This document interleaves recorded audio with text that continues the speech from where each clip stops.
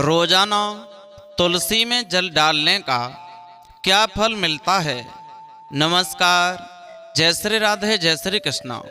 दोस्तों, आज की वीडियो के माध्यम से समझेंगे कि रोजाना तुलसी में जल डालने से हमें क्या फल मिलता है, क्या लाभ मिलता है। वैसे हमारे हिंदू धर्म में तुलसी के पौधे को बहुत ही पवित्र और गौरवशाली माना गया है। दोस्तों, इस पौधे में साक्षात भगवान विष्णु और लक्ष्मी का वास होता है।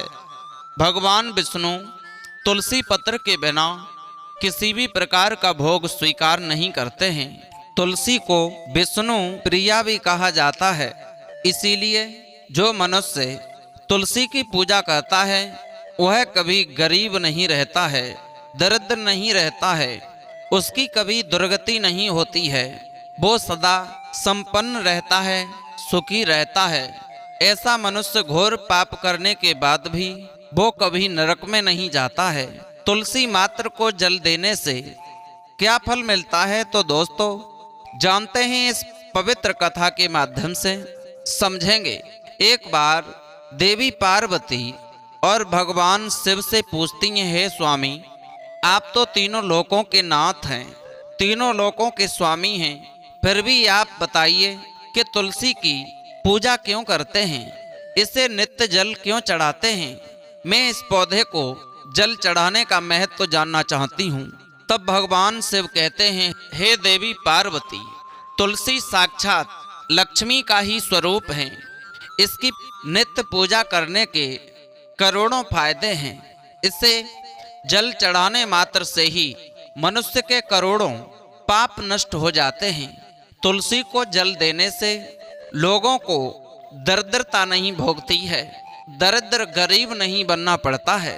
और मैं आज तुम्हें इस तुलसी के महत्व को बताने से पहले, तुलसी को जल देने का महत्व बताने से पहले एक अत्यंत ही प्राचीन कथा को सुनाता हूँ। इस कथा के माध्यम से तुम समझ जाओगी, तुम्हारे सारे प्रश्नों का जवाब तुम्हें मिल जाएगा। इसीलिए तुम इस कथा को बड़े ध्यान से सुनो। शिव कहते हैं, हे देवी पार्वती, जो भी मनुष्य केवल इस कथा को श्रवण कर लेता है उसे 100 वर्षों तक तुलसी को जल देने का फल प्राप्त होता है। देवी पार्वती कहती हैं, हे प्रभु, मैं इस कथा को अवश्य सुनना चाहती हूँ। आप मुझे वह कथा सुनाइए, मैं इसे पूरे ध्यान से सुनूंगी।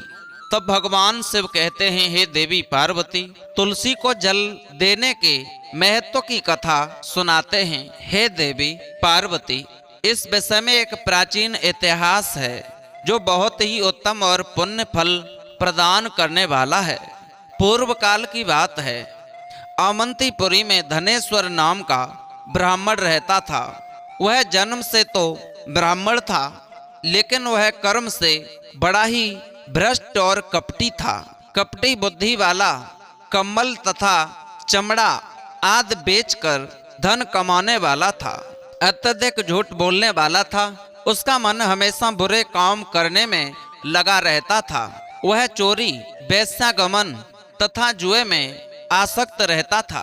उसने अपने जीवन में कभी मनुष्य के काम नहीं किए, शास्त्रों का अध्ययन नहीं किया, पूजा पाठ भी नहीं किया। सदैव अपना मन दूसरों के धन पर लगाकर रहता था। वह दिन में धन कमाता और रात्रि में वेश्याओं के साथ रात बिताया करता था। इस प्रकार से वह अत्यंत पापी धनेश्वर ब्राह्मण अपना जीवन केवल पाप करने में व्यतीत करता था। उसने अपने मुख से कभी भगवान विष्णु का नाम भी नहीं लिया था और ना ही कभी देवी देवताओं का पूजन किया। इस प्रकार से पाप करते हुए उसे अनेकों वर्ष बीत गए। फिर वह धनेश्वर ब्राह्मण खरीदी बिक्री करने के लिए महिष्मतीपुरी में जा पहुंचा है। उस नगर के पास से नर्मदा नदी बहती है। उस स्थान पर उस नदी में स्नान करने के लिए दूर दूर से लोग आया करते हैं। फिर वह ब्राह्मण उसी नदी के किनारे के एक आश्रम में ठहरता है। उस आश्रम में अनेक विद्वान ब्राह्मण पुराणों का पठन तथा भगवान विष्णु की स्तुति में मग्न रहते थे। वह पाखंडी धनेश्वर भी ढोंग करता हुआ वहीं पर उनके साथ रुक गया। उन विद्वान ब्राह्मणों के साथ रह करके उसे भी श्री हरि विष्णु के नाम सुनने का अवसर मिलता था। वह उस स्थान पर 1 महीने तक रुका। फिर वहां पर आए लोगों ने गायों का पूजन करके ब्राह्मणों को भोजन कराया, तो उस पापी ब्राह्मण ने भी उनके साथ बैठकर भोजन किया और भगवान का प्रसाद ग्रहण किया। वहीं पर उस आश्रम में एक तुलसी का पौधा था। वह ब्राह्मण जाने अनजाने में ही उस तुलसी के पौधे में पानी डालता था। उसके मन में कोई विचार नहीं था। फिर वह क्या कर रहा है, वह रोज सुबह उठ करके पात्र में पानी लेकर के तुलसी के पौधे में डालता रहता था। फिर एक दिन वह आश्रम में सोया हुआ था, तो उस स्थान पर एक सर्प आ गया और उस सर्प ने उसे नींद में ही काट लिया। उस पापी ब्राह्मण की नींद में ही मृत्यु हो गई। सुबह जब अन्य ब्राह्मणों ने उसे बेहोश अवस्था में देखा, तो उन्होंने उसके मुख में तुलसी पत्र और तुलसी का जल डाल दिया। फिर सभी ब्राह्मणों को पता चला कि उसकी मृत्यु हो गई है। उस पापी ब्राह्मण की मृत्यु के बाद उस स्थान पर यम के दूत प्रकट हुए और उसे पकड़कर यमलोक ले जाने लगे। रास्ते में जाते हुए वह ब्राह्मण विलाप करने लगा और यमदूतों से कहने लगा, हे यमदूतों, मुझे कहाँ ले जा रहे हो? मेरी मृत्यु किस कारण से हुई है? तब यमदूत कहने लगे, अरे दुष्ट ब्राह्मण, तूने जन्म से लेकर मृत्यु तक बहुत पाप किए हैं। तेरे पापों के कारण ही तुझे एक काले सर्प ने काट लिया और तेरी मृत्यु हो गई है। अब हम तुझे यमलोक ले जा रहे हैं। वहां पर यमराज तेरे पाप कर्मों का लेखा जोखा देखेंगे और निश्चित ही तुझे वे नरक में डालेंगे।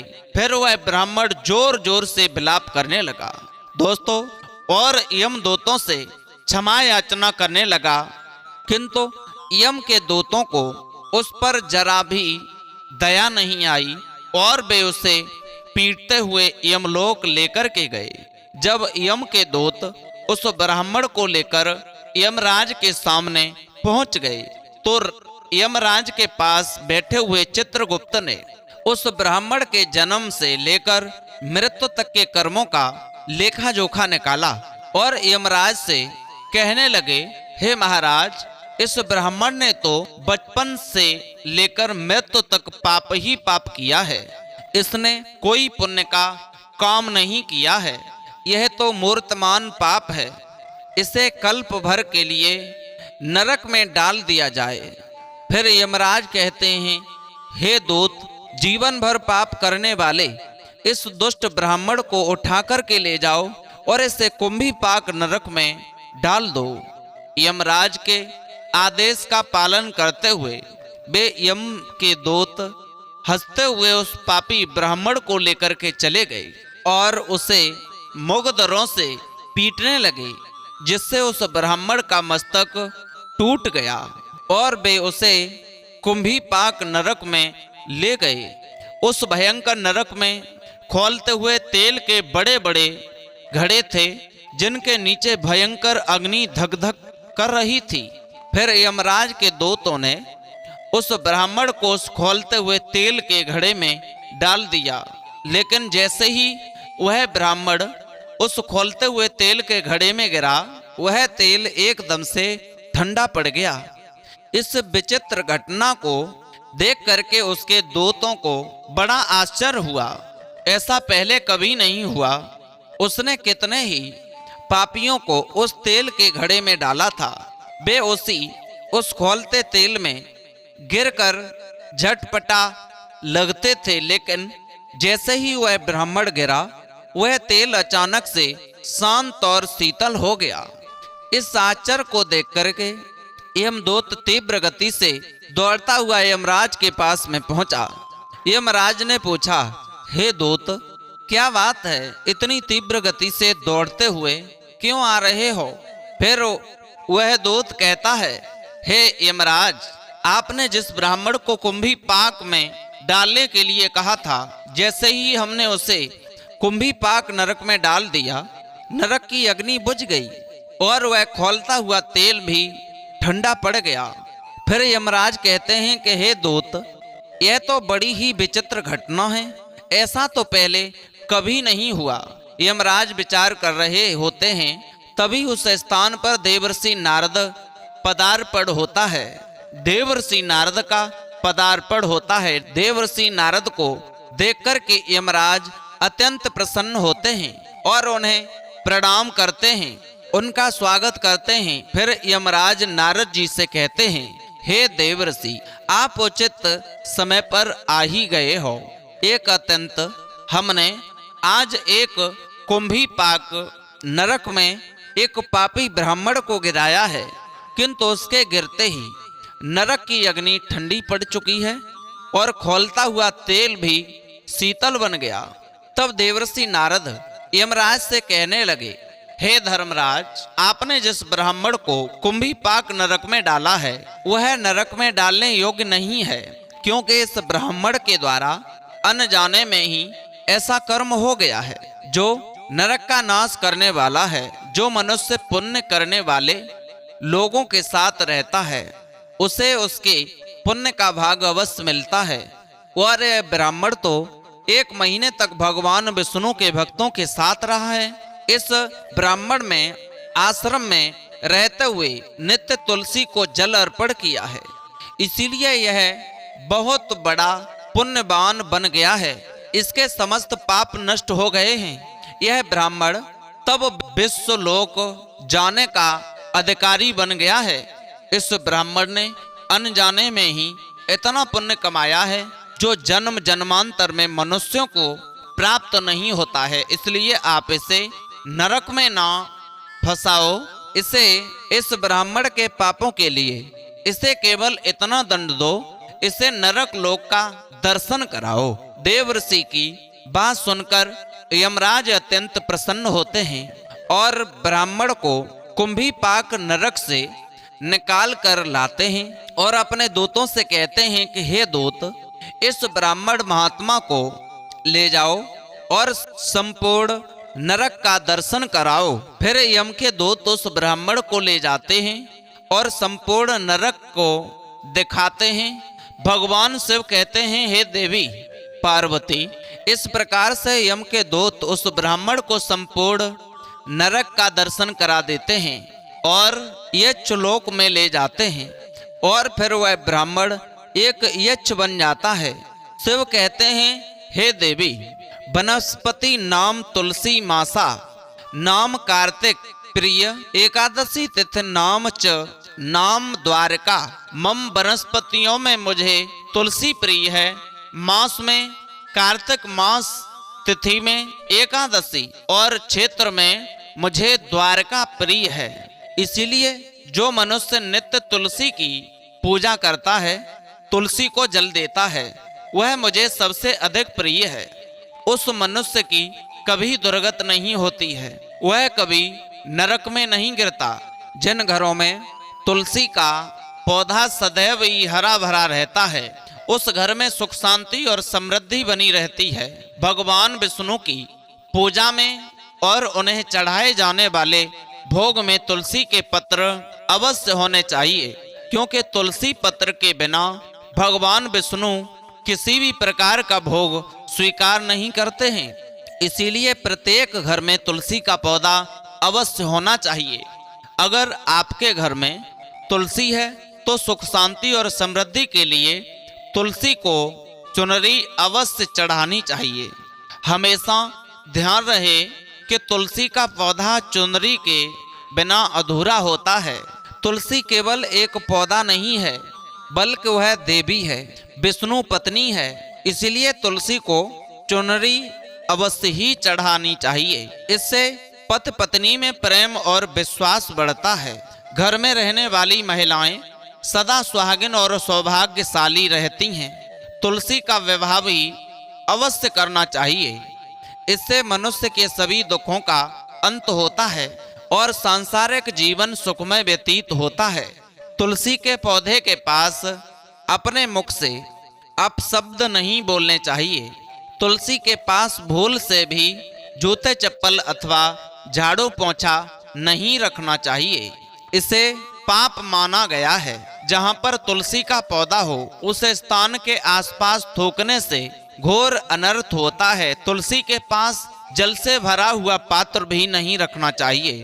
तुलसी के पौधे के पास दीपक जलाने के बाद दीपक को वहां से हटा देना चाहिए, क्योंकि तुलसी के नीचे बुझा हुआ दीपक रखना अशुभ माना जाता है। इसीलिए जिस स्थान पर भी तुलसी का पौधा होता है उस स्थान को हमेशा ही स्वच्छ रखना चाहिए। इसीलिए नियमित रूप से तुलसी के पौधे के पास साफ सफाई ध्यान से रखें। तुलसी के पौधे में शिवलिंग और गणेश जी की प्रतिमा नहीं रखनी चाहिए। साथ ही तुलसी के गमले में अन्य किसी प्रकार का पौधा भी लगाना अशुभ होता है। तुलसी के पौधे के पास कपड़े भी नहीं सुखाने चाहिए, अन्यथा कपड़ों में गंदा पानी तुलसी के कपड़ों का गंदा पानी तुलसी के पौधे में गिर सकता है। ध्यान रहे, तुलसी के पौधे को नाखून से नहीं तोड़ना चाहिए, इससे तुलसी का अपमान होता है।